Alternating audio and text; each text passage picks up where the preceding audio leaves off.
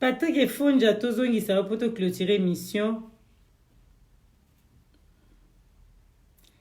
Tozongi ça Efonja, Patrick Efonja. Tozongi ça va pour te clôturer mission. Tosuki ça la biso.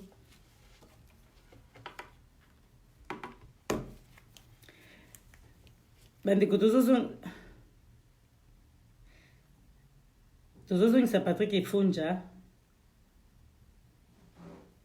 Poto Sukisa, Nabiso émission auto bandaki depuis tozongisa ye Patrick Efonja ozonga okota po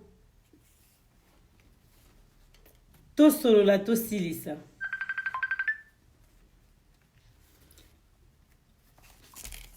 tozwa ye tozomona ete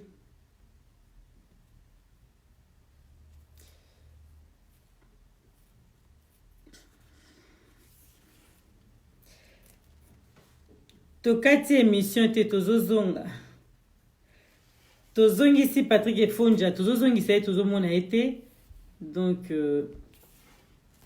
boza na patience tozokotisa ye po tosilisa émission na biso Patrick Efonja ozonga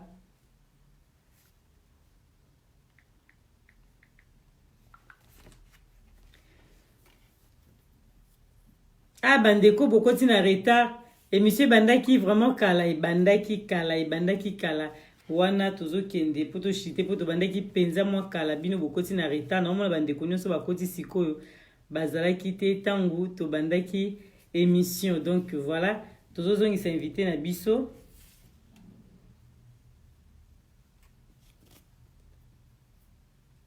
tozongisa invité na biso te tobandaki koloba makambo ya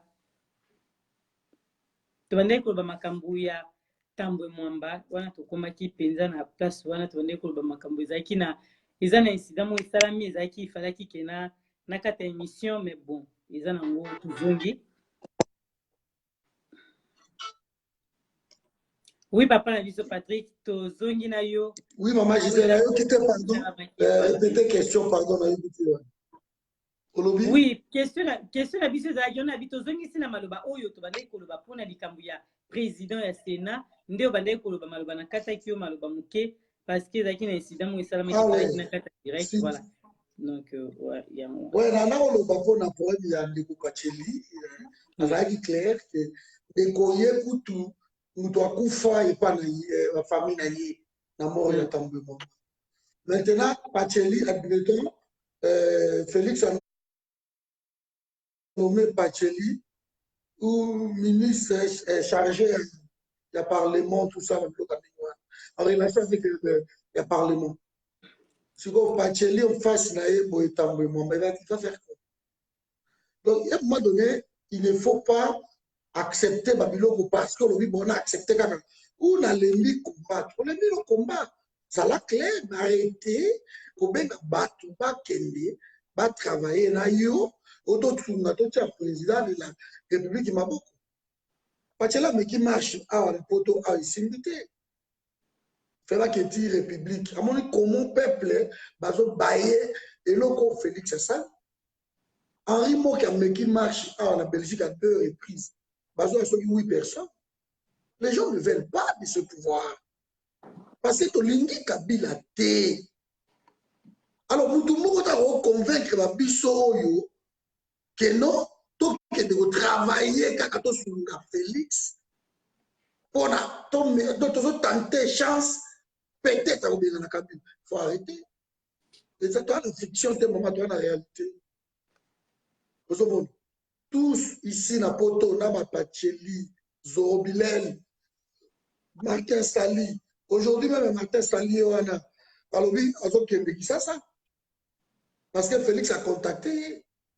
Tant alobaki yango RCK vio ekiti apa babui na bande kosalaka ya banino yo ba photo ba acte de triomphe ba cérémonie wala maintenant il y a plus rien pas que ça ba RCK za ba ke ça ba zoni ya tozo ka ba tabuyo kate ba ke ça on ne refuse pas que les gens aillent à Kinshasa, c'est notre pays. Mais au Kinshasa, tu peux travailler dans Kabila, dans Félix. wana peuple moto tia yo pembeni. Mais Congo ça Kabila te. Congo ça biso. Kabila pas exemple toi qui est Congo te. Si on t'a dit que Congo te pour la conviction mais si tu veux aller au Congo, tu vas au Congo. Mais tu restes constant à Congo. De ma Pacheline bazawana bateki déjà mon doit soutenir Félix. Félix est dans la coalition na Kabila. Donc yo doit soutenir Félix automatiquement aux en coalition na Kabila. Alors vous allez pas me dire que non, biso tozaka pour na Félix, mais tozana Kabila. Il donne les exemples à Jospin, na exemple à Nani Chirac. L'exemple quoi est là qui cohabitation, ils ont une coalition. Jospin, Chirac, ils étaient en cohabitation. Mais oh, il y a Félix, c'est ça, coalition, donc, pas Sangani. Cohabitation encore, bon, mais là, pas Sangani, coalition, pas Sangani, maman, pas ensemble. Autorité morale, d'abord, c'est Kabila. C'est tout. Donc, on ne cherche pas midi à 14h gauche-droite, le Pacheli doit comprendre que, ma petit faux, va affaiblir le combat. Omoni Kabila zaneti bato bakendaka ba chasse ngana mwana mbandaka bato bakendaka ba chasse ba yebi yango nko isoko betie lisasi ou bien piège moko boy et kazoki me akufite maman akomaka plus fort que jamais et loko Kabila Félix a connu Kabila plus fort qu'avant Kabila zaki boy tasila ki na ye. Il fallait que non Félix ah bon tu vas faire quoi bon le gouvernement Martin a gagné l'élection et la qui n'a Martin mais Félix a trompé parce que comme ça affaire personnelle oui pour la ballon bankama likambo ya mabele pour la ba phrase pour la ba wakacha pour la tout ce monde là on va comme ça y a affaire personnelle que cette fois-ci c'est nous les louba parce que le baloba le mukike non balu ko besoin pouvoir até que moi j'étais toujours contre aussi mais balobi malo ça tu dois profiter même jusqu'on a là tuer nos propres frères soutenir Félix on demande aujourd'hui la démission de Félix voilà de tous pour rejoindre mais est-ce que doit-on travailler avec des gens dans la versatilité à l'Étoile il y a que même moi nous ya biso ya bouquet azomona que non c'est Kabila qui dirige le pays. Mais nous, papa, il est au moment de monter. Ce qui va aider Félix, comme il le prétend, aider leurs frères. Parce que Félix n'est pas mon frère. Moi, je suis clair là-dessus. Félix, c'est un frère. Félix, c'est un traître de la République. Alors, ce parent, il va aider frère Nabango. Il dit sa frère Nabango qui place au côté na Kabila, ce n'est pas bon, laisse tomber. Il dit sa frère Nabango. Bato bazo kufa bozo kunda baokanga bato ya kosala chinchi na Kabila hein croyez quoi Félix est confortable et c'est loco on dit Félix a offert tout de pas à Jésus grâce quelque chose du mérité tu n'as pas mérité ba péché au ça va dire au ça parce que de quel droit parce qu'il fallait répondre le logo voilà aujourd'hui ministre que lui, ministre Boé, et en face de lui, parce que c'est tout en face de lui, mais les Tambemamba, Batona Toya Bissa, ou bien Kalev, ministre de la Défense, tête à tête la patrie. Vous avez fait quoi? Constance, il fait ça dans la biso congolais. Pour tout ça, il y a quelque chose dans le Congo. On ne va pas continuer. Depuis 1960, on dirait 2 ans, les sauter, maman. 2 ans, les sauter. Comment pays a biso est si riche comme ça? Nous sommes les derniers devant le bas de l'échelle. Tout ce qu'il était. Nous sommes 10 millions de la diaspora à Libanda. Mais si vous avez un raisonnement à la diaspora, vous posez des questions. Ce que vous avez à Boulou Miroir. Alors que nous étions censés développer sa lumière dans le pays. Voilà, maman, je disais. Donc, ce que j'allais dire, moi, je ne vois même pas que Tambwe Mwamba, je vois la Kabylie. Je ne vois pas que Tambwe Mwamba, je vois la Kabylie. Ok, donc Kabylie, mobilisation des criminels. Tu continues à répondre. Voilà. Donc, si on continue de Pacheli, soit sur la Nangai, je répète, et le Konano. De Pacheli, le Kolo sur la Nangai, je répète, et le Konano. Donc, Mounina yo tout dans le pourquoi Tobandaka Kobunda. C'était pour que Kabila dégage. Et c'est Kabila est parti. Parce qu'aujourd'hui, c'est lui qui choisit. Boche Langai ministre tel, Boche Langai Sénat. Il a demandé l'audience na Kabila pendant 10 jours. Kabila Bobo Yabaye. Et tant que Kabila a des vacances na Congo central, mais à Yébisi Neni Moulanyake, Boche Tambou Mwamba, président du Sénat, et Boche, et comment l'autre est là? Bochabe, son vice-président du Sénat. Et à quel aïe? Tu vois comment il disait? Et ma papa Batikalaki va exécuter un mot. Alors, les combats à Bacheli, Salini, Lelo, ok, Bacheli va vendre à Boye, et il se contente que Kabila donne des ordres, il décide qui sera là, qui sera là. Alors, c'est le combat à Bacheli, combat de Boundé a voué à l'échec. Alors, pourquoi on aura passé 18 ans pour combattre Kabila? Bacheli, Tozo Yokayo. Natia, ou parler. Oui. Patrick, c'est excellent. Ou soit tu es résistant, ou soit tu fais la politique. Moi, je l'ai dit, moi, je fais la politique. Ou soit tu es en politique, ou bien elle veut faire la résistance, à continuer à crier de gauche à droite. Bon, voilà. Le problème qui est là, déjà, Madame Gisèle, permettez-moi, s'il vous plaît, de répondre à M. Henry, qui, tout à l'heure, comme tous les gens de la Pareco, me traite d'opportuniste. Et ils doivent déjà, en amont, me dire quand est-ce que moi j'ai fait une demande pour aller voir Félix, quand est-ce que même une personne de l'IDPS ou lui-même, s'il a quelque chose, ou il est quelconque, mais moi, me responsabilisant comme quoi j'ai fait une demande d'audience à la Cité de l'eau. Ça, c'est de la démagogie totale. Je n'ai jamais été. Pacheli balodi to lo balinga la papa nanga tuzo ba mamba Congo. Balinga la malamu. Merci. Natikala Koskita la demande d'audience mon côté la Cité de l'eau Yabona qui est mon président de 1. Et ce qui a linga yeba, je lui informe que j'ai le numéro du président de la République dans mon portable. Je lui écris et il me répond. Voilà. Ce qui a linga yeba yangwana. Moi, quand j'écris quelque chose au président de la République, il me répond. Et donc, voilà, j'ai contribué dans ce sens. Je n'ai pas besoin de le voir seulement. Aujourd'hui, ce n'est plus le même Félix qui était à l'IDPS qu'on avait des rendez-vous de gauche à droite. Aujourd'hui, il est président de tous les Congolais. C'est le chef de l'État et c'est lui qui dirige.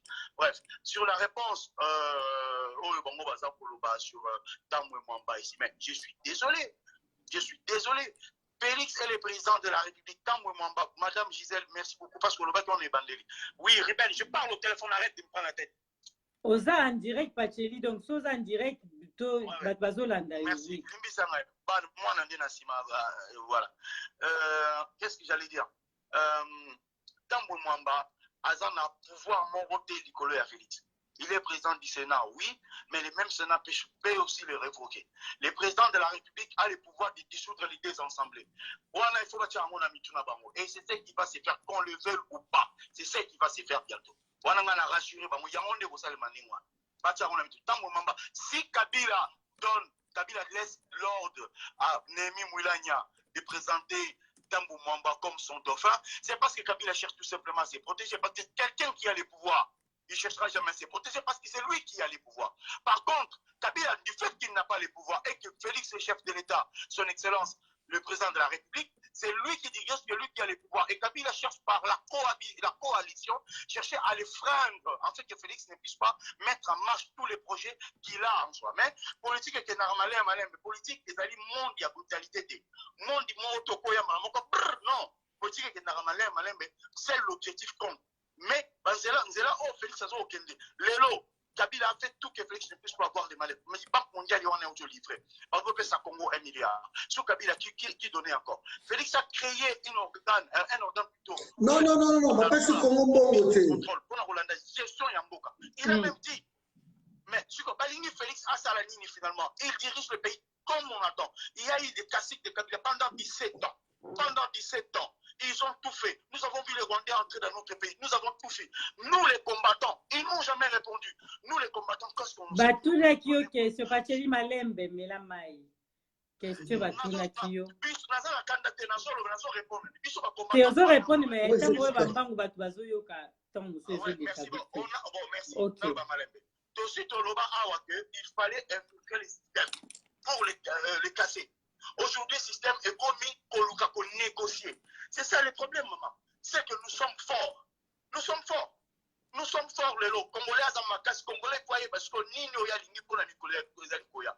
Donc, il y a un intérêt privé, de tourner peuple en rond en disant Félix n'a pas gagné, Félix. Mais les faits sont là, il est président de la République. Il faut réfléchir maintenant sur le gamin du Congo. C'est ça, là où moi je m'attelle. Que Henri me traite d'opportuniste et tout. Bon, j'en ai rien à foutre. C'est l'opportuniste dans moi.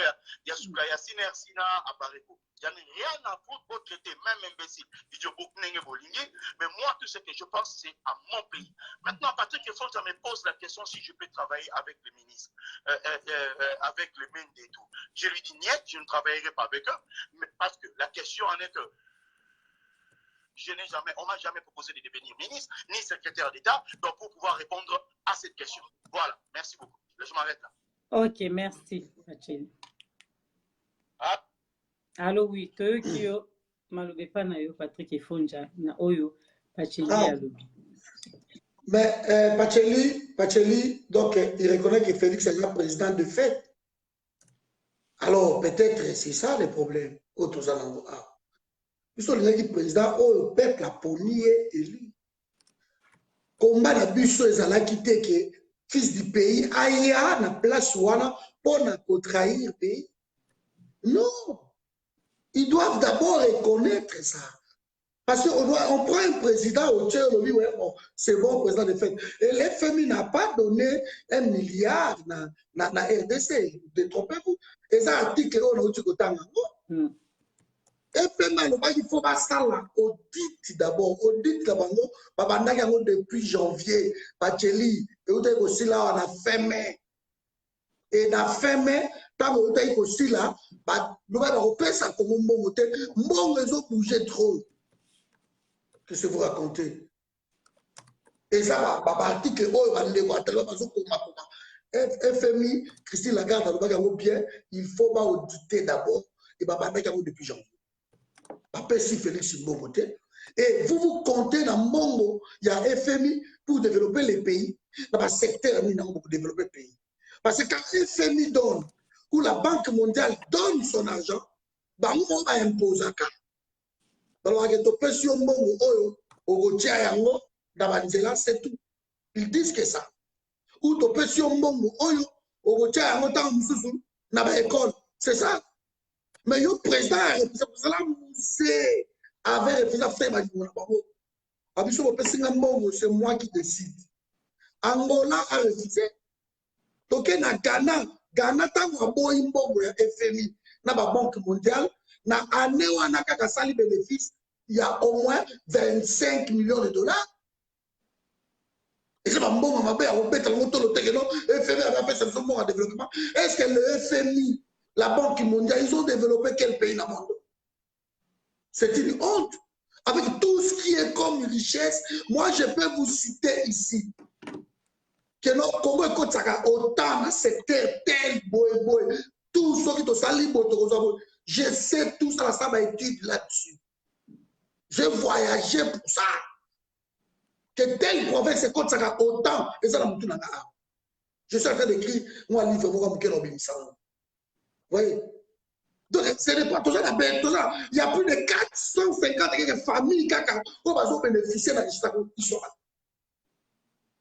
donc, les taxés, c'est seulement bon, que nous taxés, on va foutre normal. Parce que va foutre tout 30% de là, il y a bon normal. Congo a beaucoup d'argent, dans le secteur surtout. Bon, quota. Ce n'est pas, on a là, salué, on a FMI, on se plague, non, FMI, on s'est levé, on fait sinapité. Il faut pas auditer d'abord. Avec tout ce qui est Bambi, tout, vous croyez que le FMI donnera l'argent comme ça? Les bailleurs des fonds, les investisseurs, ils vont venir comme ça. Non, il ne faut pas confondre investisseurs, n'a pilleurs. Ceux qui sont là sont des pilleurs. Parce qu'on va piller le pays. Alors, toi, on va piller le pays. Moi, tu payes la désordre, mais l'investisseur, il est commerçant. Place à Korea pour investir, il faut s'attendre à retomber là. Il ne viendra pas. Donc, nous sommes ici, maman, les lots de démagogie et pour passer les sous-soutés. Congolais, à ça comprendre, ma soeur. Ndegonanga Pacheli, il doit comprendre que Moutou Oya pour ici des années. Aujourd'hui, il est renforcé, il est devenu plus fort. Et moi, ça m'étonne beaucoup quand on dit que non, moi, tout ça doit accompagner Félix. Est-ce que Félix, lui, il sait que non, ma Congolais va accompagner? Il ne sait pas. Il ne le sait pas, moi, je disais. Parce que Moutou a un problème, on dit que place sur sa kawa.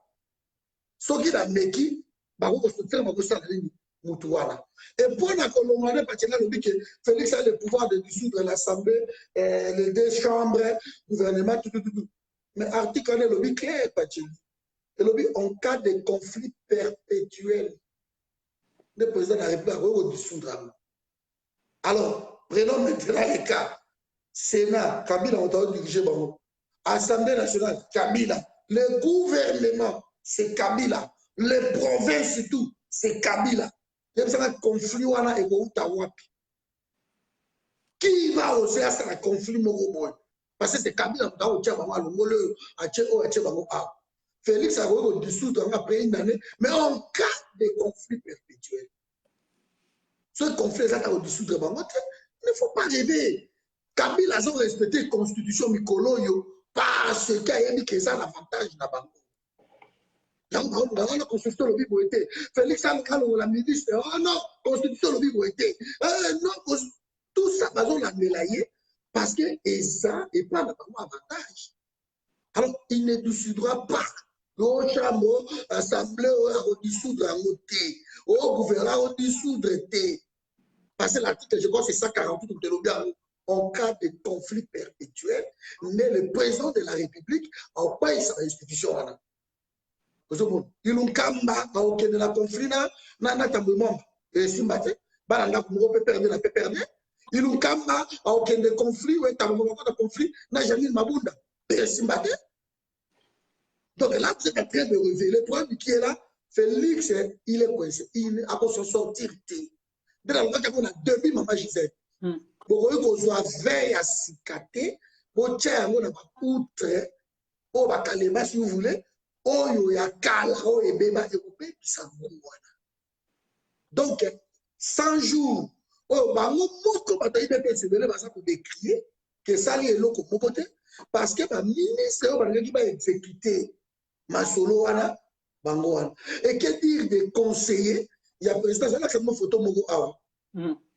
Que dire des conseillers, il y a présidence il y a république oyo bango nyonso tout pour na bango ba président de la république ba conseiller on va dilapider mon total. Moko ya ngora to tundela ngo mama Gisèle. Oui.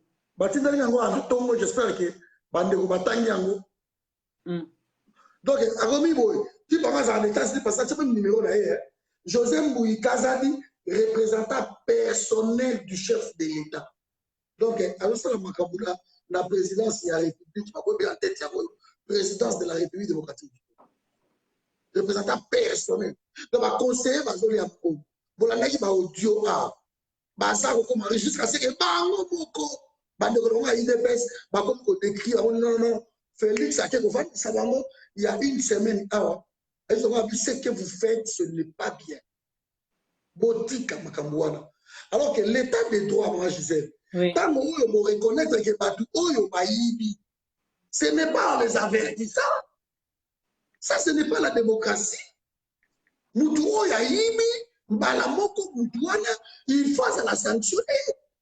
Et surtout, ça va conseiller naïe, parce qu'il n'y a pas besoin d'ordonnance présidentielle. Parce qu'il y a besoin de Kabila, l'Assemblée nationale, pardon, et le Moulabango. Ce sont ces conseillers, où va salir la société fictive, parce que c'est grand, parce que ça va marcher sans appel d'offres. Oh, ya bimisi mutunae, basali mo système va l'ukutabo, va payer 17 millions. Oh, c'est pas ça, on négue wana. Aujourd'hui, on pose 15 millions na compte moko boye lobi wa baleke sango ezomona na te. Ce sont des choses comme ça autres ont décrié. Alors ce qui mutoye pona a sauver le pays, a libérer Congo. Ce qui mutoye na biloko wana moi je vais mutoana il faut comprendre que non na tango oyo on dit Musée a réussi. Pourquoi? Musée a réussi ça parce que Musée c'est là qui même son ami ou un ministre à Kanga bango combien de fois. Ok, aux ongi boy, au moins bon qui a fait des missions aux ongi siamo na caisse à l'État. C'est pour cela la première année Musée a fait l'excédent de terre à 27 milliards de dollars que les gens se renseignent. Na 10 jours, Musée a mati déjà à salaire, à soldat, na 10 jours.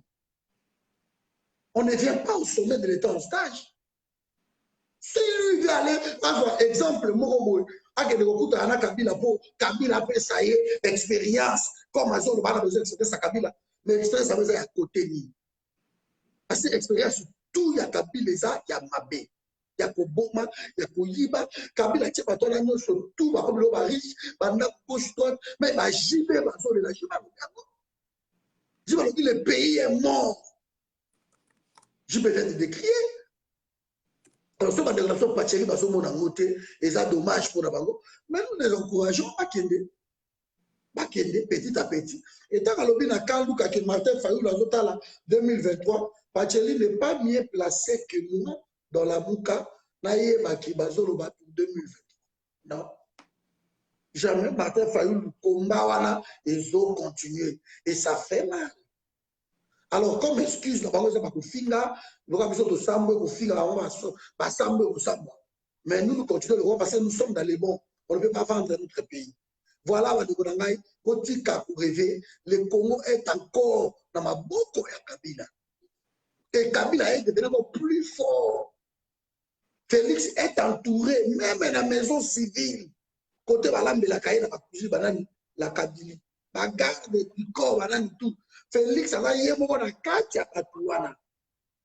si vous voulez les sauver, il faut dire à votre frère que Okende Kimabe. La mort de l'honorable n'a jamais tué personne. Okende Kimabe, Talabou. Et quand on dit aujourd'hui que les Américains les soutiennent, ça m'étonne beaucoup. Vous vous contentez de quelle déclaration? Hein? La diplomatie, c'est ça? Tangi wana mama nangai aye na Kisasa. Tangi alobi na Félix qui non oza na droit à veto. So que loko salami et que tous en avons besoin de utiliser droit à veto au quoi ici loko wana. Félix n'a jamais fait ça.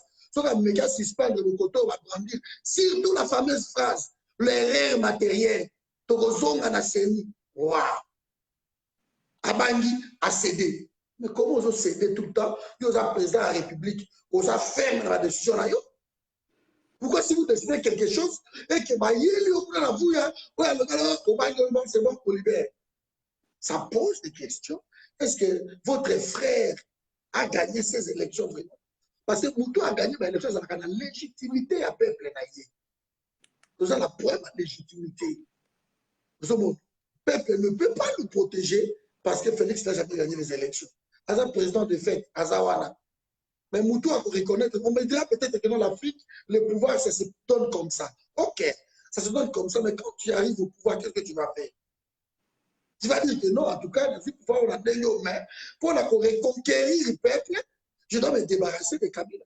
Aujourd'hui, on demande à partir à tout ce monde, on ne peut pas honorer Kabila, notre bourreau. Mais ça, c'est fort. Quand Félix ose dire de telles choses, au gros, il va dire comment Babiso Oto a béni. Honoré Kabila. Mort, on a biso, on va couper dans la Congo. Félix a quel mémorial à quel pour s'incliner dans Rwanda. Alors que Félix a aidé très bien. Kabila coûte 18 ans à ça les locaux. Félix a quel et puis a commis dans Kati que non, mort, ma viol de Salama na Congo, et ça va effet collatéraux. Donc, à dédouaner le pays, le crime et tout, on va commettre dans le cannabis. Tout ça, nous allons le soutenir parce que c'est notre frère. Il a besoin de pays à l'étranger. Félix, ça fait du mal. Na Congo, na Némo, à Moukete. Peut-être qu'on va comprendre de côté. Qui moi net tout peut-être. Mais celui qui comprend bien, vraiment, Félix a sali. À quoi on va dire non? Tous la quand même na moi, hein? Par contre, les gars, même pas la banni. On ne regarde même pas la télé. On ne regarde même pas ici. Pour passer à et non pour soutenir Félix. Ma pensée na Congo, ma Gisèle. Il est temps, nous sommes tous aux autres, on piaquer en sacanate. On va pas truc au monde, vous êtes. Toko qui est na Congo, qui est na au travail. Nous sommes au travail, la politique. Maintenant, la balance de l'Équateur, la dépositaire à fruit, nous recherchons la paix na Congo. Mais la paix, ça, on tue partout. Na Congo central, na minute l'insécurité pas son prêt. Na belle bazo pour bazo égorger Mikonyo surtout. Et qui Félix envoie là-bas? Pas même les soldats banane. Est-ce que Félix est président de la République sokaye? Nata oyashi, à quoi on comprend que les généraux au débassa a ba troupe ya mabezate. Mais ba commandement même de ça. Alors on ne peut pas garder la mise dans fort pour renforcer Bango. On ne peut pas garder les gens nommés. Sous prétexte que non, moi, on a côté parce que Bazana, on a Kabila, c'est que tu n'as pas gagné les élections. Parce que tu aurais gagné ces élections-là, c'est toi qui as l'impérium, il y a peuple. Félix, il fallait décider. Si Martin Fayoul aujourd'hui place Wana, le coup là, la peuple est mobile. Martin Fayoul, ça, c'est comme nous autres. Parce que le commandement, il y a armé, la bissonnée, les autres, les soldats sont devenus des affairistes. Des généraux sont devenus des riches. Mais ce sont déjà Félix a maté ce sont par ma grade. Mais ça dépasse tout ce que je peux imaginer. A maté ce par ma grade. Et à bouger Moutouté, Bazoa comme à Tozana Congo. M23 à côté à comme maman à Tozana Congo. Bango à l'est, Bazo Tambo, la même à Ligi, pas au salon à Ligi. Mais vous dites votre frère, mais votre frère est là. Et c'est votre frère qui a signé même que l'armée rwandaise a côté officiellement. Donc il y a tellement de raisons où on ne peut pas soutenir Félix. Dans le matin, Bacheli, c'est famille naïve à Koufa, vraiment, je suis désolé pour ça. Mais à les rames, vraiment, les âmes, vraiment courage, Bacheli. Mais bien sûr, de couper ça, mais quand un Congolais meurt aujourd'hui, et ça n'a plus surtout pas si. Parce qu'à un moment donné, nous devons arrêter l'hémorragie. Nous devons dire que non, le peuple en a beaucoup souffert. Il faut arrêter ça. Et le mal congolais, c'est Kabila. Vous ne pouvez pas être en partenariat avec cet homme-là. Le bon abino, le nom pour dire que non, bon abino, l'amour à tout ça, bah, démon, ton préféré n'a plus au Kabila. Et c'est étonnant. Parce que l'amour, c'est pas biso et autour. Biso, tu vas démon. Ils préfèrent Kabila, Bamova, Nelly Moulania. Ils ont trouvé que c'est eux, leurs partenaires. Et le mal continue. Le peuple meurt, Maman Gisèle, nous sommes à raté. Oh, c'est une nouvelle chaque jour. Combien on a été de tuer au Congo aujourd'hui, c'est incroyable. Et la silence total de la présidence, basé de l'autre côté. Parce qu'on a compris quand on mange, on ne parle pas la bouche pleine. Les caméras, les tout consort, les caboutes, les c'est pour insulter, pour vilipender la mouka. Pour eux, le combat est devenu la mouka. Alors, il dit que non, bateau tout ça, une coalition, on a des problèmes, il y a peuple. C'est pour cela, à chaque fois, tant qu'on finit la mouka, à chaque fois, peuple, ça qu'on haïr, parce qu'aujourd'hui, la mouka n'est pas leur ennemi.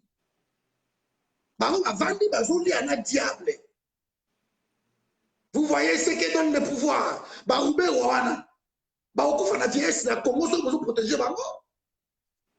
Félix a même mal négocié. Bien sûr qu'il n'a pas gagné les élections. Mais la Kawana, il fallait négocier. Non. Moi, je n'accepte pas parce que le collaborateur retrouvé, c'est que nous avons sauvé. Alors, nous avons sauvé, nous avons protégé. Qu'est-ce que nous allons faire? Nous devons revoir les choses. Mais il vient ici. Et maintenant, quand il signe, tout est tourné de faveur.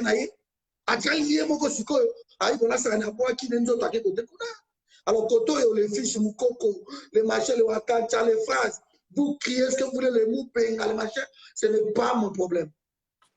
Pas de sénateur. En 37 ans de le combat que j'ai alité et finir comme ça, dans les casseroles de Kingakati, où Kabila commande tout dans un bâton magique. En tout cas, moi je suis désolé, mais le forum que je dirige, et jamais, alors je dis jamais. Parce que le forum, oh, à mon égard, que pas Félix, tu es libre. Mais là, en tant que cordon, n'a jamais pour travailler, n'a Félix, c'est Tshisekedi. Nous attendrons, et puis nous avons précédé la magistrat. Nous avons précédé. Le combat pour la libération du pays, nous avons précédé. Nous avons précédé par procéder. Félix, tu comprendras que non, Zélo, Ezam à la montée. Il va choisir. Ou le peuple, ou Atraïna Kabili, et Bakri Bango ensemble. Voilà ce que j'allais dire à Pacheli. Ok, namoni Pacheli azosenga akota, Pacheli débat oyo namoni ekomi show awa biso efoto sukisa, mais alobi ke ozo manipuler ba Congolais. Ah, d'accord. Ok, voilà, na otanga mameso ya komite wana Pacheli mutakomi yango tokokotisa ye quand même tout à l'heure, mais tolobi boye tongai toloba likambo mosusu oyo namoni ndeko na biso Henri azongi te et puis namoni lisusu te, donc nayebi te qu'est-ce qui s'est passé tant on a kataki direct ya liboso. Je pense que yango esali bongo nde tolobi émission bato bakocomprendre te na ebandeli nango ebandi directement nde tolobi bolanda yango na Diamant Noir TV ba oyo balingaka Congo, balingaka Gisèle Lumba, ba oyo mpe balingaka nga te bino nyonso tu kaka na kati ya Diamant Noir nde bolanda ndenge tobandaki mpo bato bakocomprendre te bandaki wapi bazomona kaka baréponse mpo oyo ezali tant mosusu deuxième partie. Il y a première partie ezali na Diamant Noir TV déjà donc kalaté beaucoup zo yango ba o babandaki ne bandilité tolito tuna likambo moko ndeko na biso Pacheli nazomona yo tokokotisa yo tolito tuna likambo oyo elekaki dernièrement yo ozali na Belgique tolingi to bandela likambo elekaki tokendaki na sitino babengisaki Diamant Noir pe lisusu tozalaki kuna liboso ya affaires étrangères ezalaki likambo ya koboya koya ya président de la République na poto ye o azalaki mwana Belgique aza mwana Belgique avandaka na Belgique mais lelo lokola aza président na Congo ba Congolais moitié nalobi tous les Congolais te pour bamisu bazo soutenir pe côté parti ya pouvoir ba o bazo soutenir te ba telemaki liboso pona koboya koya na ye na kati ya Belgique et puis ba pesa bango rendez-vous le 12 septembre ba kokuta na lisusu kuna yango lelo tolito tuna apport na yo ezali tango mususu nini na likanisi oyo wana bandeko ndenge bazwaki tokotuna yango pe na ndeko na biso na regrette mingi po ndeko Henri abimi mais tokotuna yango tango mususu na Pacheli po aza wana tango koloba tokotuna ye mais yo étant cordon totuni apport na yo ezali nini na problème de bandeko basalaki bakendaki kotelema liboso oza d'accord na bango to yo ozalaki d'accord na bango te bandeko na biso bakongolais maloba epano. Ouais, merci, maman Gisèle. Ngai, parce que nous avons opéré la période où nous avons opération, ma casse, il fallait effacer ngai cicatrice oyo baboumiango. Donc, nous avons opéré. Yango na kende kite, mais c'est une bonne chose. Et là, on va salaki, va sangisaki batu, pour la côté les mila. C'est le combat où tout cas qu'on menait yango depuis 18 ans et moi, le 19e année, pour nous, Kabila est là. Alors, on va arrêter, pourquoi? Félix Sokaye, c'est comme si Kabila y est. Parce qu'il y a déjà un malaise même entre la Belgique et Félix et le pouvoir là. Il y a un malaise. Surtout. Parce que la Belgique est un pays de ce qui décide à comment. Mais Félix n'est pas autant partout dans le monde, dans les cas où les États-Unis, bien sûr l'Europe, mais elle a comme d'abord au Brésil et peut-être Belgique avant. Donc, il y a un problème qui se cache. Biso bandeko tout oyo bakende kikuna forum ezala ki pe aussi maloyo toza biso tout ozo makuna. Donc Félix Sokaye awa a comprendre que toza d'accord na yete. Parce que hier Félix ezala ba image de tambola lelo ba vidéo ezali. Ba vidéo ezali c'est que Félix combattait Kabila façon abanaki koluba ba vidéo ezali. Alors le Félix lelo Kabila commis en jaloux et pas à Félix. Ce n'est plus le Kabila là. Oh bandeko bano c'est lui le mal congolais. Ce Kabila leka ko nyata biso ko mona. Oh tout ces alaki pourquoi? Alors Félix aye bango ke pour mes alités. Soka roya Le col a président protocolaire, il a un protocole mot mais aya ko sala ndenge Fayoul bobi que le président Fayoul a présidenté. Mais tant que Fayoul a bomba na quitté. Fayoul na Paris à Bouka et Salamanga. Aucun président étranger a ça bloqué la force ça n'a pas. Ni la Belgique, ni les États-Unis. Tout la qui c'est que le peuple a choisi son cas. Félix est avec le bourreau de la République et il va être traité comme tel. Mais curieusement, tant que vous êtes dans Genève, Maman Gisèle, Félix Tshisekedi, dans Genève. Je voulais qu'habiller ça, Genève, je voulais tellement. Parce que là-bas, ils sont habillés parce qu'on voulait une personne. Donc, il y a une Genève pour la salle, il y a désignation. Et il y a un mode de vote. Et bien, voter, on n'avait pas le choix. Comme nous voulions l'unité, il y a combat. Tout le monde qui est derrière, va voter. Mais moi, ça ne pouvait pas me déranger. Qu'est-ce à la Félix, qu'est-ce à la Fayoul. Par contre, Kamere, il n'y a rien dérangé. Mais Félix, Matoumoulou, Fayoulou, moi, ça ne pouvait pas me déranger. Mais tant qu'on va biminer à Genève, Félix a choisi et après, par recul, tu dois comprendre que même tant qu'on a qui Genève, Félix avait déjà signé la caméra dans ma cabine. Parce que comme on a signé encore à Genève, on a signé encore à Nairobi. Alors, des désaccords sont de terre, on comprend qu'il y a quelque chose qui ne va pas. Parce que dans Nairobi, on a vu qu'on place ça tout au de la président. Mais à Genève, il faut la transition, il y a 2 ans, 7 ans. Comme ça, vous avez de toute chance, 2 ans, on a pour payer, dans la logique d'affrontement. Là, c'est Félix qui a dit ça. Dans la logique d'affrontement, et ils ont choisi Fayoul pour apporter Tanda dans la logique d'affrontement. Et au Kimi, le changement, c'est Fayoul, mais au Kimi, donc, en 7 mois, aujourd'hui, l'homme s'est contredit sur tous les plans. Tous ces avis, Félix, il s'est contredit. Sauf que le peuple au propre, et Rolandayo, ou au peuple Likama, tout ce qu'il a dit, il s'est contredit, surtout. Alors, pour moi, nous à ce contexte-là, bien sûr, nous sommes à la politique, la politique est dynamique. La politique, elle est certes dynamique, mais la politique, elle a la versatilité. On reste fidèle dans la politique. Et surtout, et c'est là qu'il y a unité au peuple Mobimba, Linga Kiyango. Peuple Mobimba, nous tous, on a souhaité cette unité-là. Et tant la Bible combat, et banda qui wana, tu vas fiasco, mon ami, Est, par-ci, par-là, c'était dû à ça. Donc, il a trahi surtout Est. Les hommes, tout le monde, il a Est. Est, la République, tout le monde, que ça sert à rien. Félix vous a promis que à comme état-major général kuna na Est na Beni. Ça sert à rien de compter sur Félix. Parce que à comme comme vous ne l'avez pas voté là-bas. À comme ça c'est de 1, de 2. Pour la cause efficace, il ne faut pas seulement déplacer état-major qui est na Beni. Et de 3, attends, on a toute volonté du monde. Mais tant qu'on vend toujours na batango fort. Bambala. Tant qu'on vend na batouana. Banumbi. Et le Romoko est changé na pays wanate. Et tant que Kabila sera toujours là comme son allié, Kabila ne permettre jamais de développement à RDC. En 18 ans, Kabila sala 6% Yanzela. Dans le Bible, 6% Yabanzela dans 18 ans. 6%. Donc, va donc savoir. Parce que quand les routes développent un pays, alors, 6% des routes, c'est quelque chose d'aberrant. Voilà, maman, elle a pour la déconnaissance de Pacheli. Va continuer, là, Félix, bon vent. Va continuer.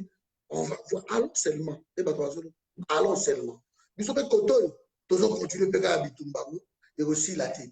Mais Félix, Atia Makolonaye. Donc, aux Genève. Oui. Oui. Atia Makolonaye, je l'ai chuté par là. Atia Makolonaye, Awana Bruxelles, Togola Kisaye. qui est au Lingi été.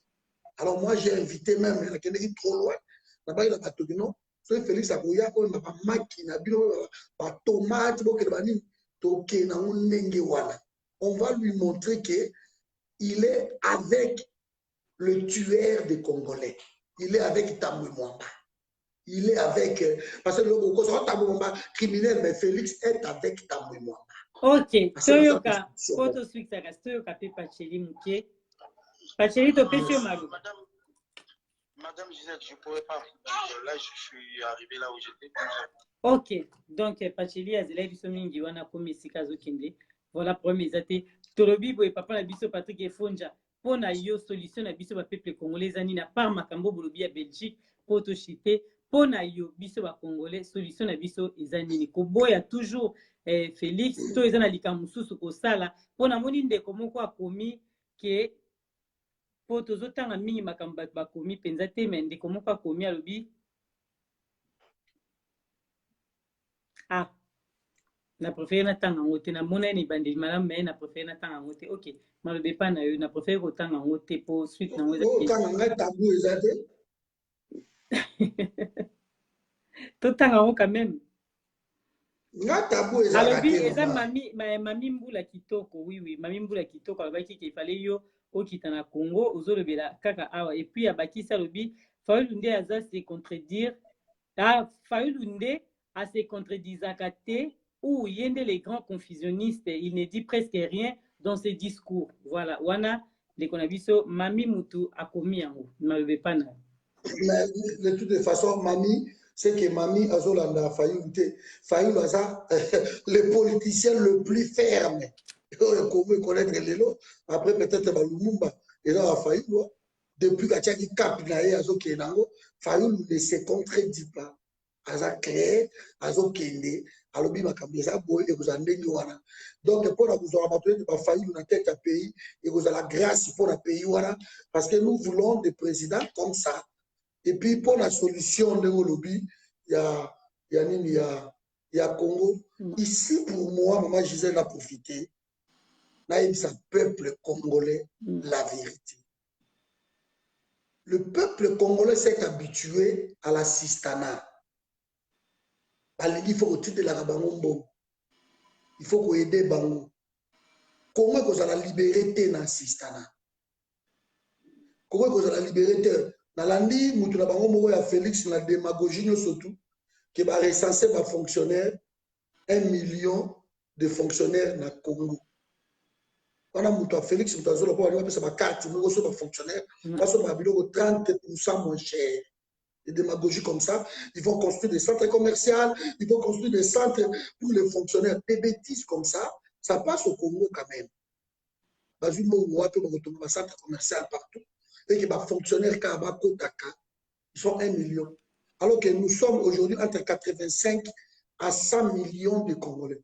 Quand on parle d'1 million de fonctionnaires, vous imaginez le chômage. Vous imaginez le chômage. Donc, nous avons la démagogie. Et là, je voulais dire au peuple congolais la vérité. Ce n'est pas de nouvelles chansons de Robengana Kabila la Félix. Arrêtez avec ça. Moi, j'ai horreur de ce bruit-là. Félix, ça, ce sont des conneries. Il faut que le peuple arrête Makambuyao. Fayulu akozala boy bembazo kitaboy pake koyambaye en masse mais ba droit na bino bozo ko défendre ya moti koyamba politicien moko en masse ça veut rien dire, ça veut rien dire. Il faut boye bake misala bozala kanangote bobo takabana na maje makambo na zo lobota so pesa batu mawa. Dans un pays où que ceux qui moi na botami lelo na Congo et que ça na monte na pays wana ba kangaka bana en otage dans les hôpitaux ya Congo. Les enfants sont pris en otage et peut-être bana ngo bazabana na yo aussi sa classe tu n'as même pas $300 $200 pour na ko kende ko futela mwana yo et moi na atikali na hôpital babimisi mama na ye Maman Gisèle. Et pendant ce temps-là, le médecin reste avec l'enfant. Bon, il y a une pratique, il y a un médecin occulte au Bazakanango. C'est pour cela que vous voyez les lots dans le Congo, tout ça pour se retrouver, les jeunes filles déjà à 12 ans, 14 ans sont devenues des prostituées. Ouais. Vous vous retrouvez avec des voyous, des koulouna, parce que la BBC école, pendant 20 ans, Kabila, ils ont détruit l'école. L'école est détruite. Donc, quand l'occupation veut abrutir un peuple, bah, détruisent la jeunesse.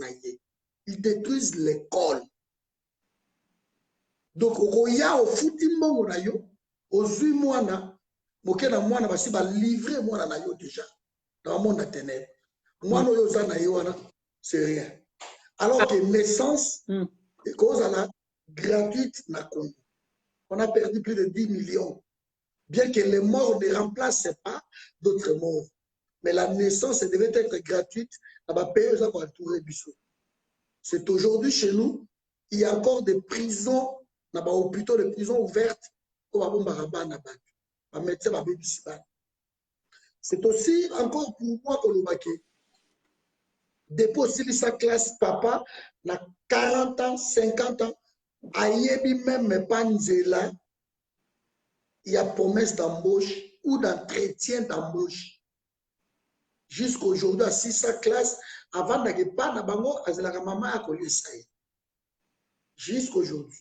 Azana bana baza kokota mawana. Jusqu'aujourd'hui, un grand frère, oh, a réduit parce que jeune sœur na bango moko alinga la soki na PDG, soki na vice, soki na conseiller. Et Abima, à 16 ans, on voit un papa venir chercher moi à Bino. Et tu ne peux rien dire parce que ça démunis. En tant que grand frère, c'est la moi, on a coûté. Après ça, moi 20 $, moi 10 $.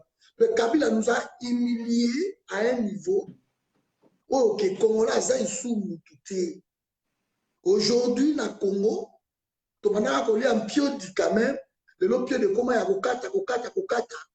Parce que moi, je sillonne souvent Congo, dans mon Congo, que tomate ou ya rouge wana, bakoma kokata yango na katikati et bazipi ba sachet batia yango même na moni. Oyebi que so bakati déjà ba tomate wana, batia yango na moni. Donc ezobota ba cancer na kati. Et tomate wana soki basombi yango lelo te. Na bandako courant ezalaka te, frigo ezati. Donc basi ba wana tout bake poser yango kaka boye. Et tant qu'on va poser un mot, les gens vivent avec la mort na Congo. Kabila a détruit ce pays-là. Et Thomas, tu vois, na wenze ade na njili. Na ko trouver que Thomas, tu vois, na bassine. Moi, peut-être bassine, moko boye. Baningisi jiwana, et bimi, bazui ji, batie na sachet, bakangi, et bato bazo somba ba ji. J'ai pleuré. On a côtoyé la souffrance. Pays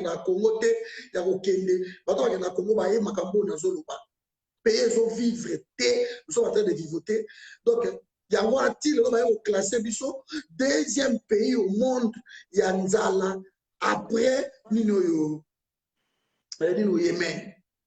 Un pays riche, 80% de terres arables, au Kolo Nangouba, même la Macadam et Bini. Mais aujourd'hui, tout ça, deuxième dans le monde entier, pays où on va beaucoup Fanzala. Est-ce que doit-on continuer dans Banzembo pour Benana Kabila? Doit-on continuer dans la cri à pas? Doit-on continuer dans le slogan par des vidéos, par des... Non. Ce qui doit être la sacrifice, alors génération n'a plus sur la ciment. To sacrifier bango. Bon, tout le monde a bien moko ba diplôme et les cas ba to ba tcheba fou. Mais t'as la niveau ya classe. Oh ya bana wana tu te poses des questions. Pendant ce temps-là, ba Rwandais, ba tuana nyo soto ba yela bino. Ba tia ba tu na bango libanda, ba zo tanga na bekola minene, ba zo yekola comme ça ba ko zonga lobby, ba wana ko décider sur bino. Biso ba Patrick oyo. Moi, je suis belge, je ne suis pas belge à Paquet. Donc, j'ai mes enfants ici. J'ai mon Mais travail, je gagne ma vie. Mais il a expliqué que ici, là, ceux qui sont malades, tout de suite, on vient me chercher à l'hôpital. Même Gisèle, maman Gisèle, à quel l'hôpital? On les soigne gratuitement. Mais si nous battons, nous passons notre temps à parler ici, Bisotou, Zoro, Odombo, ça dépend à combien, Gino Will, Ketua Yambo, Nani, ça dépend à combien. Mais tout ça que je ne sais pas que Tolingi Bino, Boza Malam. C'est pour vous. Parce que Batumsu Bazobunda, attaque comment comme le paradis, Baroya na Baro Congoté, Balona la vie na Baro déjà contrôlé. Donc on se bat pour vous. Maintenant, il est temps de la décision. Martin Fayou, en tant que président de la République, vous avez un mot d'ordre, après ça, un mot d'ordre. Vous allez l'eau mon côté. Mais vous continuez dans la marche, pour crier, pour loba, pour slogan, manini. Vous voyez que Biloko wana Kabila a pendant 18 ans. Il y a un Félix comme coach naïeke, bakoganga kaka boye, mais bakosa et l'autre côté. Quand vous ne voulez pas risquer, on a pas droit na bino. Vous attendez que quelqu'un va risquer pour avoir droit na bino. Il n'y a que vous. Mindele bakosa et l'autre côté pour na pays na bino. Mindele bazawana Congo pour na bango, et ça centre de gravité à monde. Bazo vivre pour na Congo. Pour na bango, on peut faire que bazo tout bakoufa. Boyo ke bola kunati. Bazo kote sa vaccin, ils ont déjà des bola na kati. Parce qu'il suffit seulement à bon moment batu, ba branche on batu bakoufa mbangu. Comme ça, ba terre à la vite, bango ba kota ba exploiter à vous. Comment ce peuple là, tu si koto comprendre été. Il faut être unis tous dans un peuple fort et que Nzamba ko kita telo. Prochainement, Dieu ne descendra pas à routine ba angelou té de bazo ko sapino na ba église. D'accord, Patrick. Tobi prochainement tokolobi to musuli kamba ba policier na kati ya mboka na biso po touti kola na ba information to musu na Kasangulu ba policier bazo bima ba komi ko botola ba policier baza bato baza censé ya protéger peuple baza plus pembeni ya peuple baza tout le temps na peuple mais lelo na mboka na biso na Kasangulu ndomoni ke ba policier nde ba komi ko bima ko kende ko botola ba mama ya bato biloko ko kende ko botola ba biloko ba téléphone ba nini mais eza ba policier.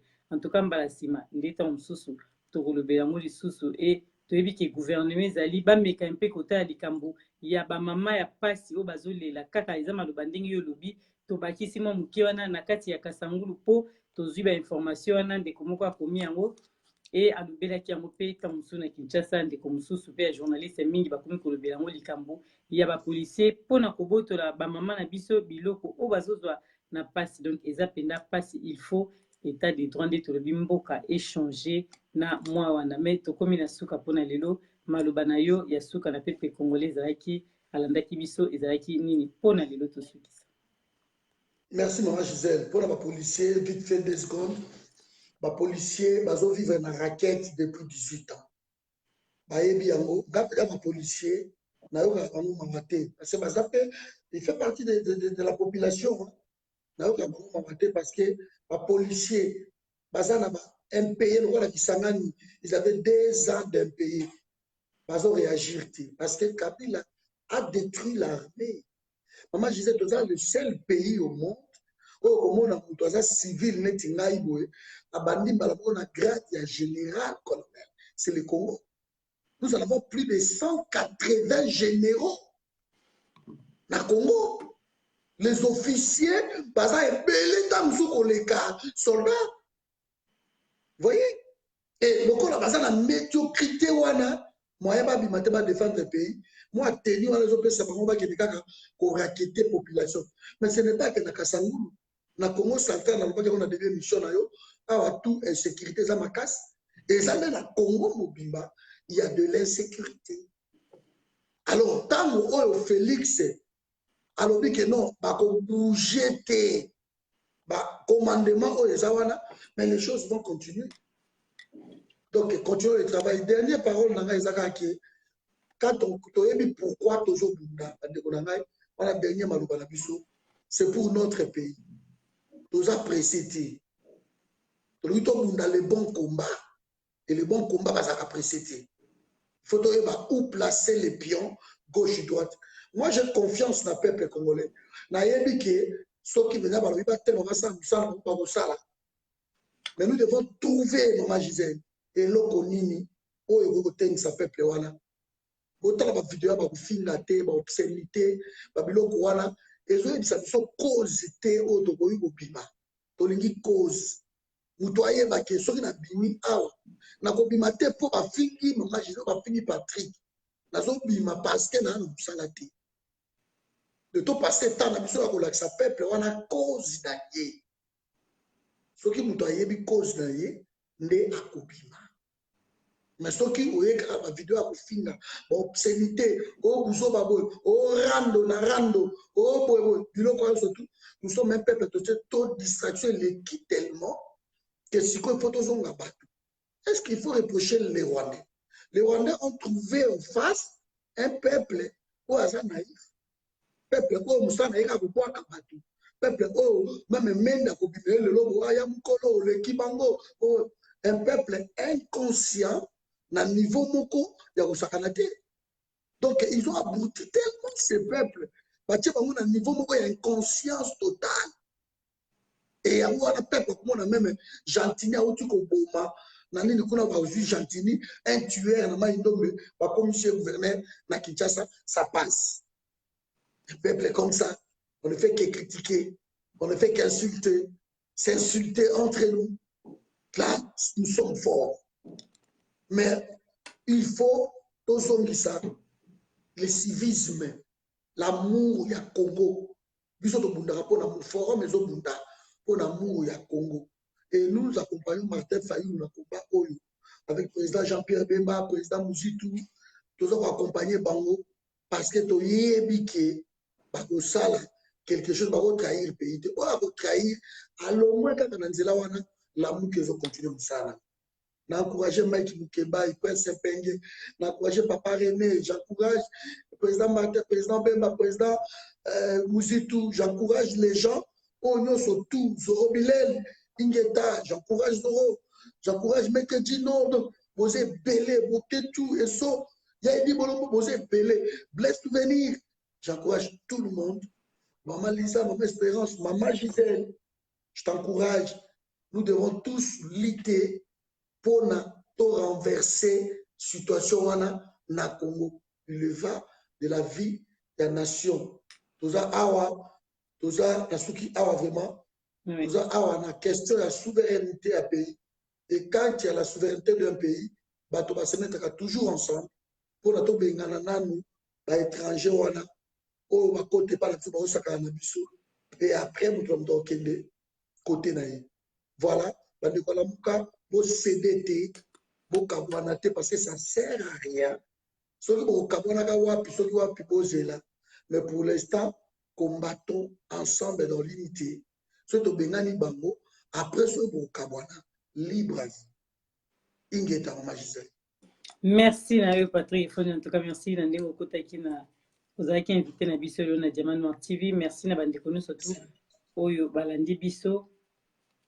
Merci na bandeko nyonso oyo bolingaka Gisèle Lumba bopesi baton na bino nayebi ke na moi bandeko boza na Europe boza penda na bamisala mingi tant mosusu bakolanda émission après et bandeko boza na Amérique donc boza na tongo tant ezali donc merci na bino quand même pour bozwi baton ya koyoka Gisèle Lumba pe ya kozwa ba information ya mboka ndenge tosolaka makambo etali mboka na biso donc wana tosilisi na bino mais émission oyo eleki o batali yango te bolanda yango na Diamant Noir TV e ba émission eza kuna o alingi kotala émission ya Diamant Noir entretien na nga na Prince Penge pe ezali ekotaki eza na kati ya Diamant Noir TV po na Diamant Noir toyembaka tout le monde donc toyembaka peuple congolais oyo bolingaka nga toyembaka bino en tout cas merci na bino nde bozalaki ebele so na bino atanga bakombo tokolala aboyebaki Diamant Noir apporta bino toujours na motema nalingi bino mingi ata natangi bakombo te boyebaki nalingaka bino ebele parce que grâce na bino nde nazali Diamant Noir donc Gisèle Lumba azalaka wana po bino bolingaka ye merci restez branchés sur Diamant Noir TV Oui, merci Chantal Omalanga. Bino bozana Canada, d'accord. Donc, peselanga est vraiment battu à Canada. Nous surtout mbote mingi Chantal Omalanga. Yebisa battu à Canada qui Diamant Nord alingi bango mingi. Na Patrick Efonja balingi bango mingi. Et Ted Becker na lingi ope mingi ebele na tout le monde. Na lingi bino ebele. À très bientôt. Bye.